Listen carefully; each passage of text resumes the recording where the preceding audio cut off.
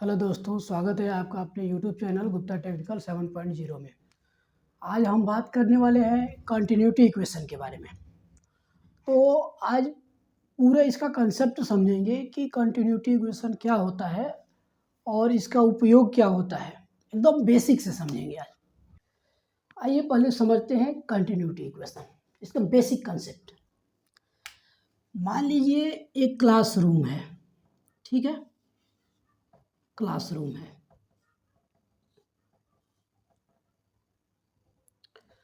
और इसमें एक पर्टिकुलर समय में, ठीक है, इसमें एक पार्टिकुलर समय, मान लीजिए यहाँ पे 5 स्टूडेंट इसमें पहले से हैं, ठीक है, और एक यूनिट समय में क्या हुआ, एक स्टूडेंट आया, ये देखिए एक स्टूडेंट आया और उसी समय में इसमें से 2 स्टूडेंट यहाँ से बाहर निकल गए। फिर अगेन ऐसा हुआ, एक पर्टिकुलर टाइम में यहाँ पे एक स्टूडेंट आया और उसी समय में इसके बदले 2 स्टूडेंट यहाँ से निकल गए। फिर ऐसे एक यूनिट मतलब एक पर्टिकुलर समय में एक और स्टूडेंट इसमें आया इस क्लासरूम में और उसके बदले 2 स्टूडेंट यहाँ से निकल गए। फिर एक पर्टिकुलर टाइम में एक स्टूडेंट आया और उसी पर्टिकुलर टाइम में यहाँ से 2 स्टूडेंट यहाँ से एग्जिट हो गए। फिर अगेन ऐसा हुआ, यहाँ पे एक स्टूडेंट आया इस क्लासरूम में और यहाँ से फिर उसी पर्टिकुलर टाइम में फिर 2 स्टूडेंट यहाँ से निकल गए। फिर देखिए आगे ये ऐसे फिर एक स्टूडेंट इसमें आया। अब वो जो प्रोसेस पहले चल रही थी, एक आ रहे थे और 2 जा रहे थे एक पर्टिकुलर टाइम में, क्या अब ये पॉसिबल हो सकता है? क्योंकि अभी तो इसमें एक ही स्टूडेंट है, तो ये पॉसिबल नहीं हो सकता है। दूसरा केस देखिए,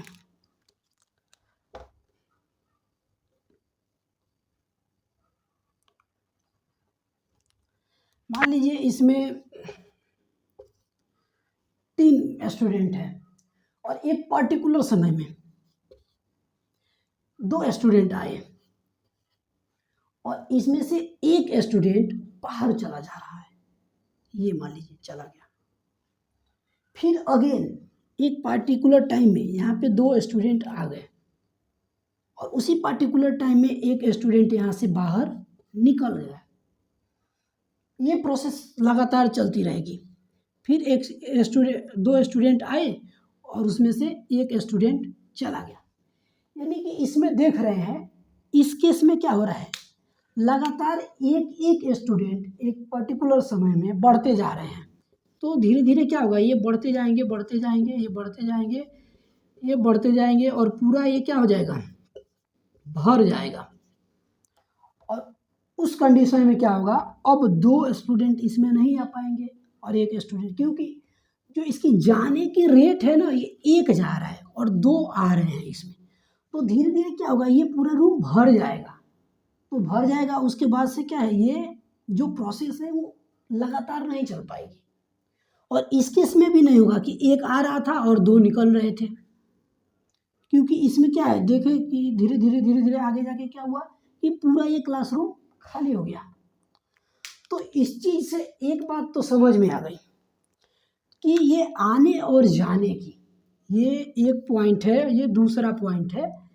ये क्लासरूम का मान लीजिए पहला गेट है और ये दूसरा गेट है, ठीक है। तो एक गेट से अंदर आ रहा है स्टूडेंट और दूसरे गेट से बाहर जा रहा है, तो ये लगातार आने और जाने की प्रक्रिया तभी चल सकती है जब, देखिए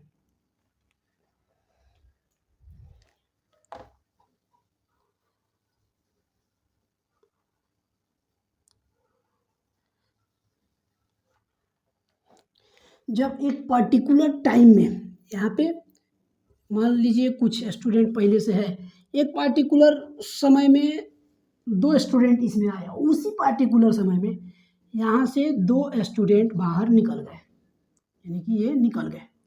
फिर अगले ही समय में यहाँ पे 2 स्टूडेंट आए और फिर वो उसी टाइम में यहाँ से 2 कोई बाहर निकल गया। तो ये जो प्रोसेस है ये लगातार मतलब कंटिन्यू चलता रहेगा। क्यों? क्योंकि इसमें ये देख रहे हैं कि जो इसमें जाने वाले स्टूडेंट है और इसमें से बाहर निकलने वाले जो स्टूडेंट है एक पर्टिकुलर टाइम में वो दोनों बराबर है, समझ रहे हैं? तो ये कह सकते हैं कि जो अंदर आने और बाहर फिर जाने की जो प्रोसेस है वो लगातार चलती रहेगी। बस इतना चीज़ आप समझ गए। तो अब आइए अब देखते हैं टेक्निकली में कि ये क्या कहता है कंटिन्यूटी इक्वेशन।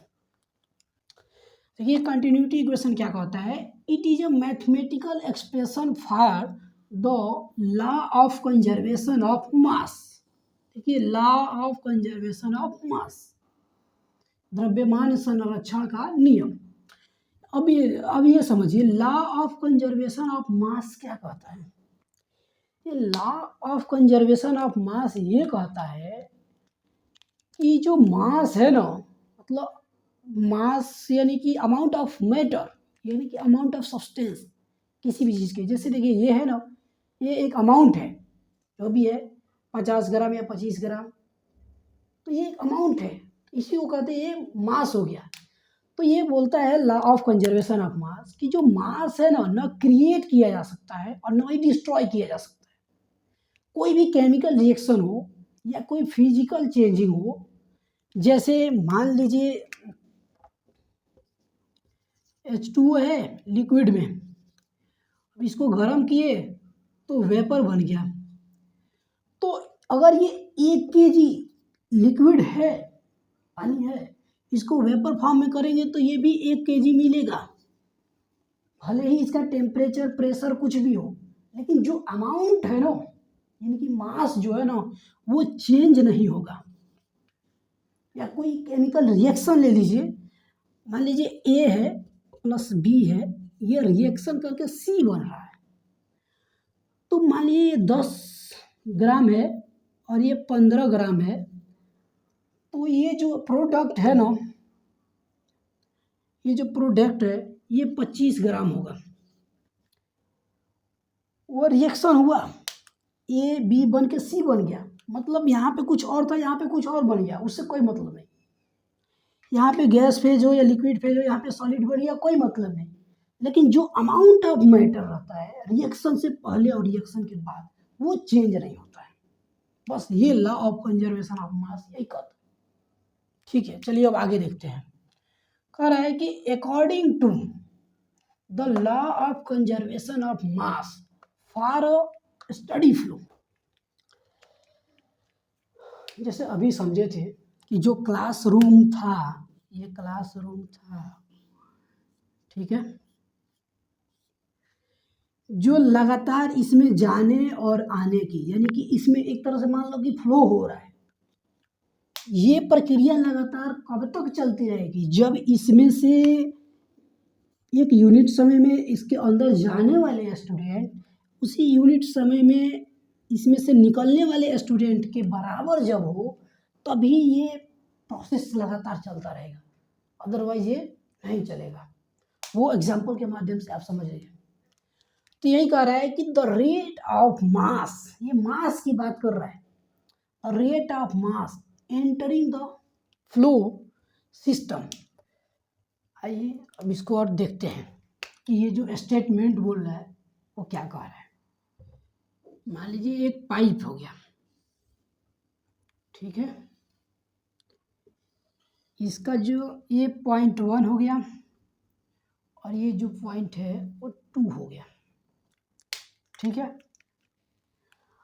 अभी ये जो कह रहा है कंटिन्यूटी इक्वेशन कि the rate of mass entering the flow system, यानी कि एक पर्टिकुलर टाइम, एक टी के लिए, टी समय में जो अमाउंट ऑफ मैटर यानी मास जो है m1 वो एंटर कर रहा है, उसी समय में यहाँ से क्या है जो एग्जिट हो रहा है, यानी कि लीव कर रहा है इस पाइपलाइन ये फ्लो सिस्टम को जो लीव करके जा रहा है, छोड़ के जा रहा है, वो m2 मास हो गया। तो ये बोलता है ये कंटिन्यूटी इक्वेशन जो m1 है वो m2 के बराबर होगा। और अभी हम देखे भी हैं वो क्लासरूम वाला एग्जाम्पल कि उसमें क्या है, जो क्लासरूम में जा रहे हैं लड़के स्टूडेंट, और उसी समय में, उसी पार्टिकुलर समय में उसमें से जाने वाले मतलब बाहर जाने वाले जो स्टूडेंट हैं उनकी जो संख्या होगी जब बराबर होगी तभी वो प्रक्रिया लगातार चलता रहेगा कि अंदर आएंगे बाहर जाएंगे, अंदर आएंगे बाहर जाएंगे। नहीं तो देखेगी वो कंसेप्ट, अगर जाने वाले मतलब इसमें अमाउंट ऑफ मैटर यानी जो मास है एंटर कर रहा है और एग्जिट हो रहा है मास, अगर ये दोनों बराबर नहीं हुआ तो क्या होगा, अगर ये ज़्यादा मास इसमें जा रहा है और ये कम मास निकलेगा तो धीरे धीरे क्या है, ये पाइप पूरा भर जाएगा, फिर उसके बाद से ये प्रोसेस लगातार नहीं चल पाएगा। या फिर ये मान के चलिए बहुत कम मात्रा में जो मास है वो कम मास इसमें जा रहा है और उससे ज़्यादा इसमें से निकल रहा है उस पार्टिकुलर टाइम में, तो क्या है ये कुछ देर तक चलेगा, उसके बाद से ये पाइपलाइन पूरी खाली हो जाएगी। यानी कि ये जो लगातार चलने की प्रोसेस है कंटिन्यूअस, ये ब्रेक हो जाएगी, नहीं चल पाएगी। वही कह रहा है m1 और m2। अभी मान लीजिए ये जो है पॉइंट 1 पे ये चला, यहाँ से एक t समय में यहाँ तक पहुँच गया। t समय में यहाँ पे जो पार्टिकल है, ये सब्सटेंस का जो पार्टिकल है t समय में यहाँ तक पहुँच गया और इसकी वेलोसिटी जो है वो मान ली v1 है, और ये जो क्रॉस सेक्शन है ये मतलब इसका एरिया है वो a1 मान लेते हैं। पार्टिकुलर टाइम में इतना ये दूरी कवर कर लिया, यहाँ से लेके यहाँ तक क्या है, ये जो पार्टिकल है यहाँ तक कवर कर लिया। और उसी समय में क्या होगा, यहाँ पे अमाउंट ऑफ मैटर यानी कि जो मास है वो एग्जिट होगा यहाँ से यहाँ तक। तो ये यहाँ पे मान लेते हैं इसकी वेलोसिटी v2 है और ये क्रॉस सेक्शन जो एरिया है वो a2 है। तो अब आइए देखिए यहाँ पे क्या है, रो बराबर क्या होता है, रो बराबर होता है m/v। यहाँ पे क्या है, v इज वॉल्यूम, यहाँ पे ये v है वो वेलोसिटी है लेकिन ये v क्या है, वॉल्यूम है। तो m बराबर क्या हो जाएगा, m बराबर v इधर आ जाएगा तो रो और v इसे भाग में है तो इधर से आएगा तो गुणा में हो जाएगा, कि m बराबर रो v हो जाएगा। तो m की वैल्यू इसमें रख देते हैं, तो देखिए क्या होता है, ये हो जाएगा रो1 m1 की जगह पर रो1 और v1 बराबर रो2 और v2, क्योंकि m बराबर रो v तो m1 बराबर रो1 v1 और m2 बराबर रो2 v2 हो गया। ये क्या है, वॉल्यूम है। अभी देखिए, अभी ये लिक्विड का आयतन, ये लिक्विड का वॉल्यूम यानी कि ये t समय में कितना वॉल्यूम यहाँ से यहाँ तक, यानी कि a1 वाला क्रॉस सेक्शन एरिया a1 से वेलोसिटी v1 से एक t समय में यहाँ से यहाँ तक जाता है, यानी कि ये वॉल्यूम ये कवर करता है। तो v1 बराबर क्या हो जाएगा, v1 बराबर हो जाएगा a1 v1 t, ये क्या है, ये वॉल्यूम है। उसी प्रकार यहाँ पे हो जाएगा वॉल्यूम v2 बराबर हो जाएगा a2, ये v2 और t समय में इतना ये वॉल्यूम कवर किया, ठीक है। अब v1 और v2 की वैल्यू यहाँ पे लगा के रख देते हैं, तो रो1 और v1 के जगह पे a1 v1 और t बराबर रो2 का रो2 रहेगा। v2 के जगह पे a2 v2 और t, तो a2 v2 और t, तो देखिए यहाँ से t से t क्या हो जाएगा, कैंसिल हो जाएगा, t से t कैंसिल हो जाएगा। तो यहाँ पे क्या होगा, रो1 v1 a1 बराबर रो2 a2 v2, ठीक है। ये क्या हो जाएगा, ये कांस्टेंट हो जाएगा, ठीक। अब मान लेते हैं जो इसमें फ्लूइड फ्लो हो रहा है वो इनकम्प्रेसिबल है, ठीक है, इनकम्प्रेसिबल के केस में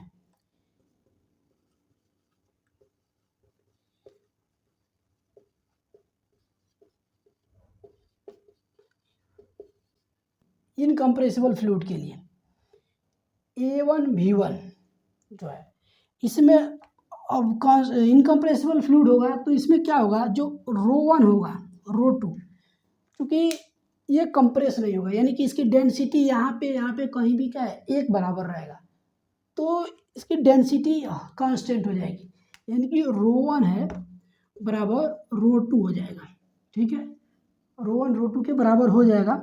तो इसमें क्या है, ये इक्वेशन ले लेते हैं, देखिए ρ1 A1 V1 बराबर, और ρ2 के जगह पे ρ1 रख देते हैं, A2 और V2, ρ1 से ρ1 कैंसिल, A1 V1 बराबर A2 V2 या A इंटू V बराबर कांस्टेंट। तो कंटिन्यूटी इक्वेशन ये है कि किसी स्टडी फ्लो के लिए और इनकम्प्रेसिबल फ्लूइड हो, किसी इनकम्प्रेसिबल फ्लूइड और स्टडी फ्लो हो किसी पाइपलाइन में, तो उस पाइपलाइन में कहीं भी उसके क्रॉस सेक्शन एरिया और उसके किसी भी पॉइंट पर उसके क्रॉस सेक्शन एरिया और उसके जो वेलोसिटी है उसका जो गुणनफल है वो कांस्टेंट होगा। अर्थात यहाँ पे देखिए, यहाँ पे क्रॉस सेक्शन एरिया क्या है, कम है, और यहाँ पे क्रॉस सेक्शन एरिया क्या है, अधिक है। इन दोनों की अपेक्षा ये पाइप का एक इनलेट है, आउटलेट है, यहाँ पे एरिया इसका क्या है, कम है, तो यहाँ पे वेलोसिटी क्या होगा, बढ़ेगा, वेलोसिटी बढ़ेगा क्योंकि एरिया कम है। और यहाँ पे क्या है, एरिया अधिक है, एरिया अधिक है, तो एरिया अधिक है तो वेलोसिटी यहाँ पे क्या है, घटेगा, यहाँ पे एरिया अधिक है तो क्या है, वेलोसिटी घटेगा। यानी कि इन दोनों वैल्यू में, एरिया और वेलोसिटी में, एक बढ़ेगा तो एक घटेगा, और दोनों का गुणनफल हर जगह एक बराबर ही रहेगा, एकदम कांस्टेंट ही रहेगा। बस यही कहता है कंटिन्यूटी इक्वेशन। उम्मीद करता हूँ आपको कंटिन्यूटी इक्वेशन समझ में आ गया होगा, ठीक है।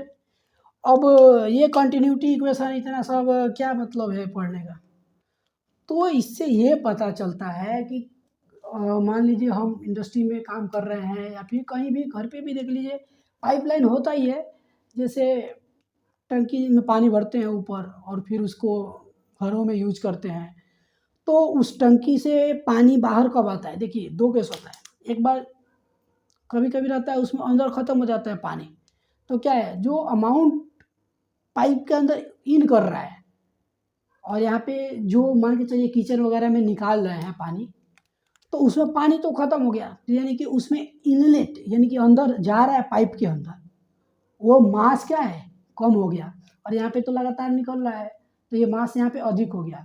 तो इस केस में देखिए, उस पाइपलाइन में जो मास है एंटर कर रहा है और एग्जिट कर रहा है वो दोनों बराबर नहीं है, तो उस केस में क्या होता है, 10 मिनट 5 मिनट बाद या 2 मिनट बाद वो पानी आना बंद हो जाता है। वैसे ही है इंडस्ट्री में भी, अगर कोई पाइपलाइन है तो उसमें लगातार फ्लो तभी होगा जब उसमें जो जाने वाला फ्लो है, यानी कि किसी पाइपलाइन के अंदर जो मास जा रहा है, एंटर कर रहा है, उतना ही मास एक पर्टिकुलर टाइम में एग्जिट करेगा, तभी ये फ्लो कंटिन्यू रह पाएगा। अदरवाइज अगर यहाँ से मास एंटर करा रहे हैं और आगे से दूसरे ब्लॉक से क्या है, कम कर दिए, यानी कि मास को बहुत थोड़ा थोड़ा निकाल रहे हैं, तो उस केस में क्या धीरे धीरे लाइन भर जाएगा पूरा, उसके बाद से फिर फ्लो बंद हो जाएगा। तो ये कंटिन्यूटी इक्वेशन फ्लो के बारे में बताता है, ठीक है। Thank you for watching this video.